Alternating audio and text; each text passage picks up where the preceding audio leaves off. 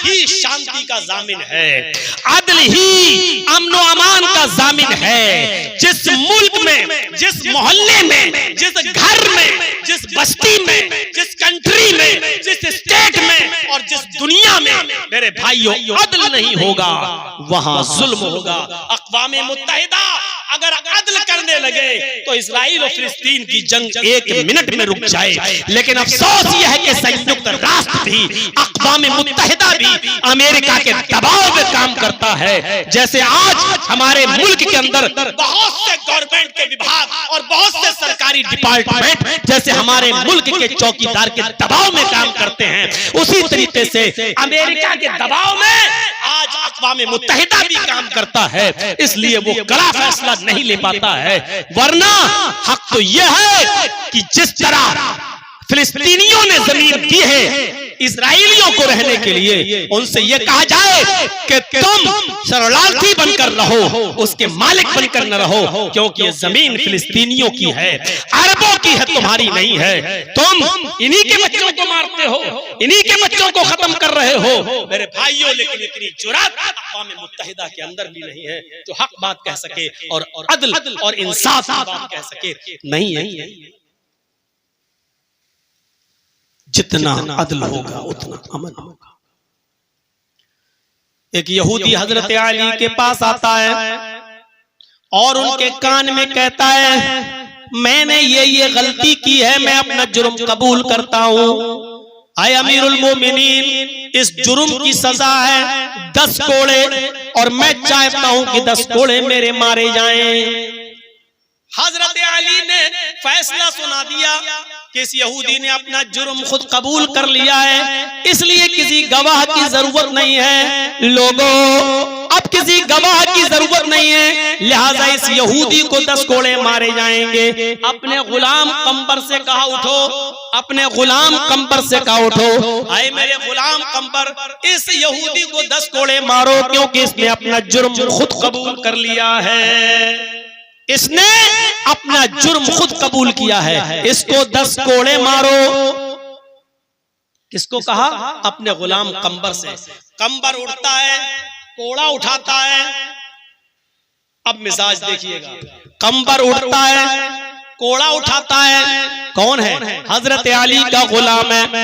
कोड़ा उठाता है और यहूदी को मारना शुरू कर देता है। लेकिन कोड़े मारते मारते कंबर भूल जाता है कि मैंने 9 कोड़े मारे हैं या 10 मारे हैं। कंफ्यूज हो गया, कंबर को शक हो गया, 9 मारे कि 10 मारे। लेकिन उसने 9 ही शुमार किए। 9, चलो एक या तो 9 है या 10। अगर 9 होंगे तो एक और मारता हूं, 10 हो जाएंगे। और अगर 10 पड़ गए होंगे तो एक ज्यादा ही तो पड़ेगा, कम नहीं पड़ेगा। कम पड़ेगा तो सजा बाकी रहेगी, एक भले ही ज्यादा पड़ जाए कम न पड़े। ये सोचकर कंबर ने एक कोड़ा जो और मारा, हकीकत में वो 10वां नहीं 11वां कोड़ा था। कंफ्यूज हो गया था और कंबर ने जब कोड़ा मारा तो वो 10वां नहीं बल्कि 11वां कोड़ा था। यहूदी कोड़ों को गिन रहा था। जिसको सजा मिलती है ना तो वो गिनता है। अब जैसे हमको सजा सुना दी गई 10 साल की, तो हम एक एक दिन गिन रहे थे कि आज कितने दिन हो गए, आज कितने दिन हो गए।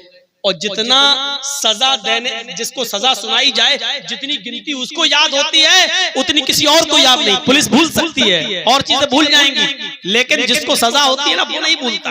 तो एक एक दिन, कितने घंटा कोई आदमी जेल में रहा, वो सब वो गिनता रहता है, क्योंकि और तो कोई काम है नहीं, तो यही दिमाग लगा रहता है। आज कौन सा दिन है, आज कितने घंटे हो गए, अच्छा ये सब वो जोड़ता रहता है। जो लोग जेलों में गए होंगे उनको अच्छी तरह मालूम होगा।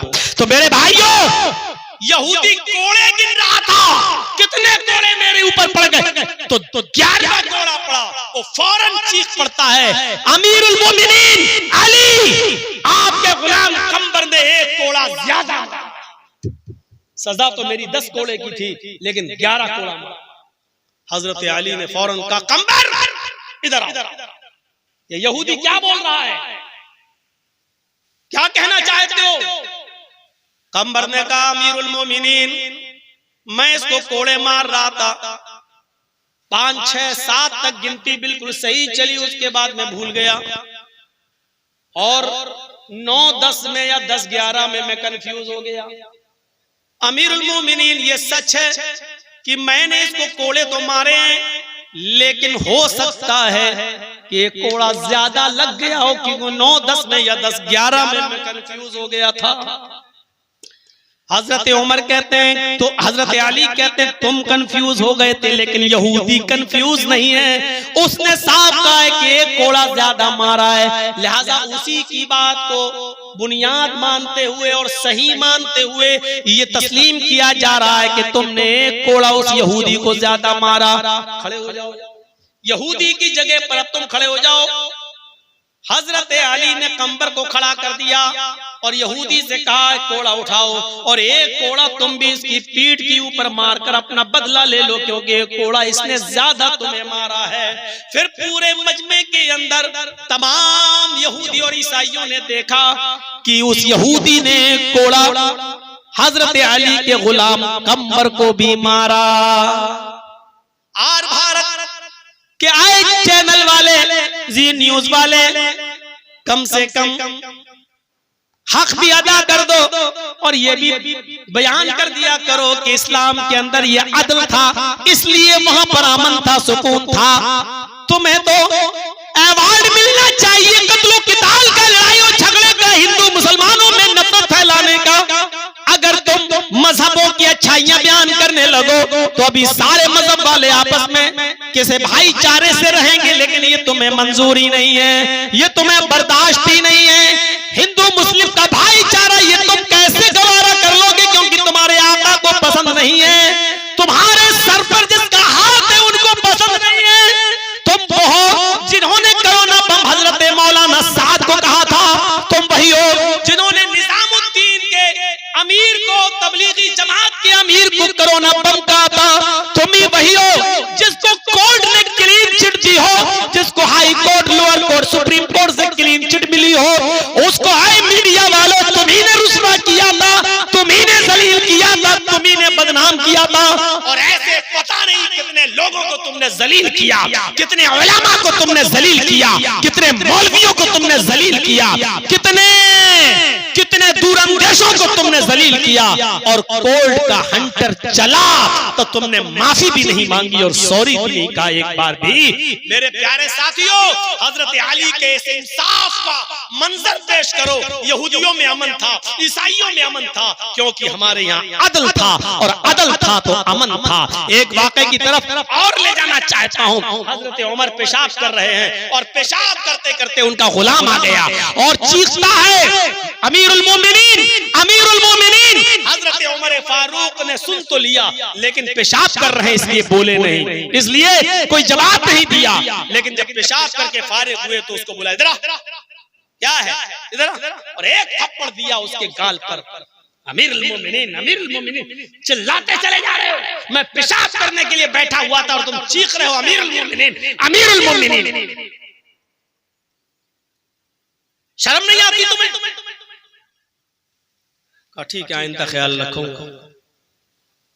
अच्छा हाँ बताओ क्यों बुलाया था मुझे, क्या काम है तुम्हें? उनके गुलाम ने कहा अमीरुल मोमिनीन अब कोई काम नहीं है मुझे, हाँ मैं आपका गुलाम हूं, आपको किसी चीज की जरूरत हो तो मुझे बता देना। मैं अपने हुजरे में, अपने कमरे में जा रहा हूं। हजरत उमर ने कहा अभी तो तुम अमीरुल मोमिनीन चिल्ला रहे थे, कोई काम होगा तभी तो चिल्ला रहे थे। उसने कहा हाँ अमीरुल मोमिनीन था कोई काम, लेकिन अब मुझे किसी चीज की जरूरत नहीं है। हाँ मैं आपका गुलाम हूं, आपको जब जरूरत हो तो मुझे बुला लीजिएगा, मैं चल रहा हूं। कहा ठीक है। जब वो जाने लगा 10 कदम चला कि लौट कर वापस आया, कहा अमीरुल मोमिनीन, कहा बताओ, बोलो। मैं अपने हुजरे में जा रहा हूं, आप भी जहां बैठते हैं दरबार खिलाफत में वहां जा रहे हैं। एक मशवरा देता हूं आपको, अगरचे आप मेरे मालिक हैं, गुलाम को मशवरा नहीं देना चाहिए, लेकिन फिर भी मैं एक मशवरा देता हूं, अगर अच्छा लगे तो अमल कर लीजिएगा। कहा क्या? बोलो।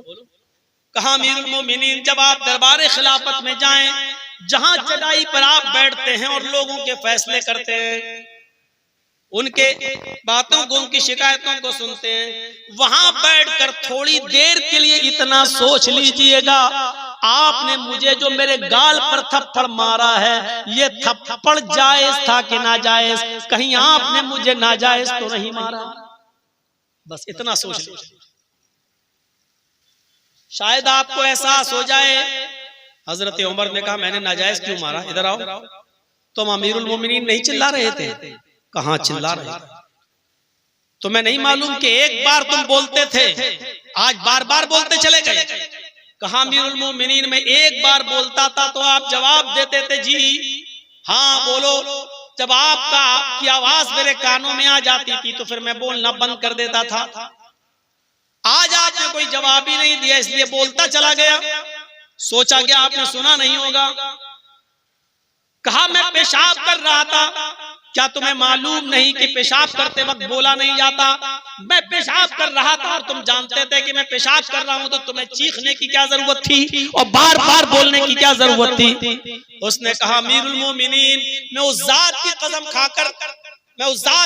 खाकर कहता हूं जिसके कब्जे में मेरी और आपकी जान है, मुझे इस बात का बिल्कुल इल्म नहीं था कि आप नाली के किनारे बैठकर पेशाब कर रहे हैं। अगर मुझे इस बात का इल्म होता तो मैं कभी बार बार नहीं चीखता। मैं अल्लाह की कसम खाकर कहता हूं मुझे इस बात का इल्म ही नहीं था। हजरत उमर फारूक ने कहा, ऐ मेरे गुलाम खादिम, तुमने उस जात की कसम खाई है, अल्लाह की इज्जत और जलाल की कसम खाकर इस बात को बोला है कि मुझे मालूम नहीं था। जब तुमने अल्लाह की कसम खाकर इकरार कर लिया कि मुझे आपके पेशाब करने का इल्म नहीं था, तो अब ये क्लियर हो गया, अब ये साफ हो गया, अब ये जाहिर हो गया कि मैंने तुम्हें जो थप्पड़ मारा है वो थप्पड़ नाजायज था, मुझे नहीं मारना चाहिए। अब इंसाफ का तकाज़ा ये है कि मैंने सबके सामने तुम्हें थप्पड़ मारा, तुम भी अपना हाथ उठाओ। उमर फारूक अपना गाल पेश कर रहा है। इस मुल्क के हुक्मरानों और चौकीदारों, हजरत उमर अपने आप को पेश कर रहे हैं। इस दुनिया के गोदी मीडिया वालों, हजरत उमर इस दुनिया में अपने आप को अपने गुलाम के सामने पेश कर रहे हैं। तुम्हारा चौकीदार तो एक मुल्क का चौकीदार है, हमारा अमीरुल मोमिनीन तो सऊदिया का भी है, इराक का भी है, ईरान भी उसके कब्जे में है, मिस्र भी उसके कब्जे में है, फिलिस्तीन भी उसके कब्जे में, इजराइल भी उसके कब्जे में है, ईरान भी उसके कब्जे में है, सीरिया भी उसके कब्जे में है, आज़रबाईजान और उर्दू भी उसके कब्जे में है। ये सारे के सारे मुल्कों का अकेला एक हुक्मरान है, खलीफा है। इतने मुल्कों को जो पहले अरब मुल्क के अंदर सब शामिल थे, अकेला इनका एक हाकिम है। इतना बड़ा हाकिम है, वक्त एक मामूली गुलाम के सामने पेश होकर कहता है, मैंने तुमको सबके सामने थप्पड़ मारा है, अब तुम भी थप्पड़ उठाओ, हाथ उठाओ और मेरे गाल के ऊपर एक थप्पड़ मारो, जितनी जोर से मैंने मारा तुम भी मारो। गुलाम कहने लगा, अमीरुल मोमिनीन, आपको अपनी गलती का एहसास हो गया, बस यही मैं चाहता था और आपको आपकी गलती का एहसास हो गया, मैंने आपको माफ कर दिया, मैं आपको थप्पड़ नहीं मार सकता। हजरत उमर कहते नहीं, तुम आज इसलिए थप्पड़ नहीं मार रहे हो क्योंकि मैं तुम्हारा आका हूं, मैं तुम्हारा मालिक हूं, मैं अमीरुल मोमिनीन हूं, मेरी इस डिग्री का, मेरी इस पोस्ट का तुम ख्याल करते हुए मुझे थप्पड़ नहीं मार रहे हो। कयामत के दिन तुम मुझसे इंतकाम ले लोगे, मैं कयामत के दिन इंतकाम नहीं दूंगा। इस भरे मजमे में तुम्हें मुझे थप्पड़ मारना होगा, इसी दुनिया में तुम्हें अपना इंतकाम लेना होगा। इस वक्त ये मत सोचो कि मैं अमीरुल मोमिनीन हूं, मैं एक मुजरिम की हैसियत से आपके सामने पेश हूं। आए गुलाम, मुझे अपना मुजरिम समझकर बदला ले ले और एक थप्पड़ मेरे गाल पर मार। कयामत के दिन में तुझे बदला नहीं दे सकता, मेरे पास इतनी नेकियां नहीं होंगी कि मैं तुझे नेकियां दे सकूं। वो गुलाम भी रोने लगा और रोते रोते कसम खाकर कहने लगा, अमीरुल मोमिनीन, मैं उसी अल्लाह की इज्जत और जलाल की कसम खाकर कहता हूँ, उस रब्बुल आलमीन की किबरियाई की कसम खाकर कहता हूँ, मैंने आपको दिल से माफ कर दिया है। मैं कयामत के दिन आपसे इंतकाम नहीं लूंगा, मैं कयामत के दिन आपसे बदला नहीं लूंगा। अमीरुल मोमिनीन, मैंने आपको माफ कर दिया। हजरत उमर ने झट से आसमान की तरफ देखा और कहा, अल्लाह, इस गुलाम की गवाही पर तू भी गवाह बन जा। इसने तेरी इज्जत और जलाल की कसम खाकर कहा, मैं कयामत के दिन बदला नहीं लूंगा। आय अल्लाह, इसने तेरी इज्जत की कसम खाकर कहा है, कयामत के दिन तू गवाह रहना, ये मुझसे अब इंतकाम नहीं ले सकता है, मुझसे बदला नहीं ले सकता, इसलिए कि मैं दुनिया में बदला देने के लिए तैयार हूँ, और ये तेरी जात की कसम खाकर मुझे माफ कर रहा है। आय अल्लाह, इसने मुझे माफ कर दिया, तू भी मुझे माफ फरमा दे। मेरे भाइयों, गौर कीजिए, आदल का ये कौन सा पैमाना था, आदल का ये कौन सी तराजू थी, और अदल का ये कौन सा पैमाना था। मेरे भाइयों, इस अदल ने अमन और सुकून पैदा कर दिया था। यहूदी भी सुकून से थे, ईसाई भी सुकून से थे, किसी को कोई शिकायत नहीं थी, क्योंकि अदल था।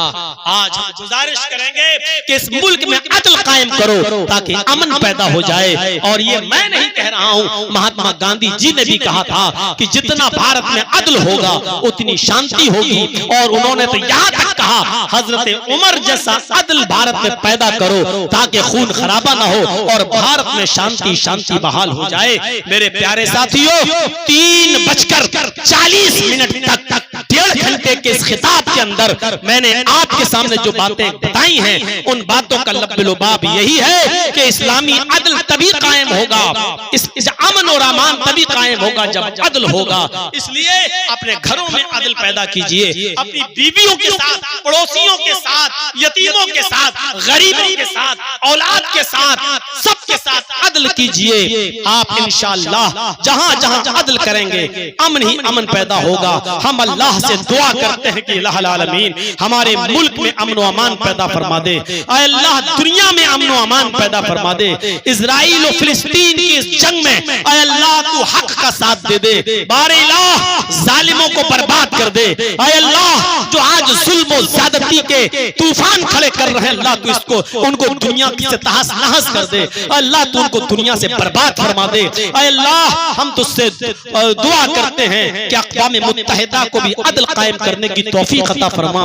अल्लाह हम तुझसे दुआ करते हैं कि जो बीमार हैं उनको शिफाए कामिला और आजिला अता फरमा। और अल्लाह जो तेरी रहमत को जा चुके हैं उनकी कब्रों को नूर से भर दे। और जब तक तू हमें जिंदा रख, इस्लाम पे जिंदा रखना, और जब हमारा खात्मा हो तो ईमान पर हमारा खात्मा फरमाना।